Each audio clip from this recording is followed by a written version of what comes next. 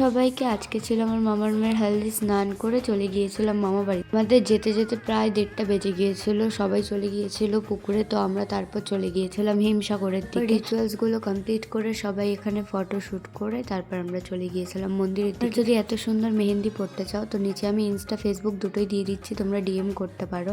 আমরা চলে গিয়েছিলাম সতী মায়ের মন্দিরের দিকে। আশা করি অনেকেই চেনো, দোল পূর্ণিমার সময় হাজার হাজার লোকের আগমন হয়। এখানে কারোর বিয়ে হলে প্রথমেই জল ভরে আমাদের সতী মায়ের বাড়িতে যাওয়া হয়। তো যেহেতু আমার 2 জায়গায় নিমন্ত্রণ ছিল তো তাড়াতাড়ি বাড়িও আসতে হতো। ভাইকে ধরে জোর করে আমার কিছু ক্লিপসে নেওয়া হয়েছিল। এরপর তো সব রিচুয়ালস কমপ্লিট করে আমরা যাচ্ছিলাম বাড়ির দিকে। এটা হচ্ছে আমার ছোট পিসি আর মা, আর পাশেই এটা আমার জেঠি।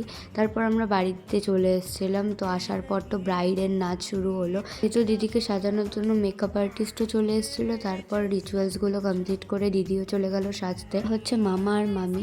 মার সাথে একটু ঢং করে ভিডিও করে নিচ্ছিলাম। এই আমার সেই ভাই।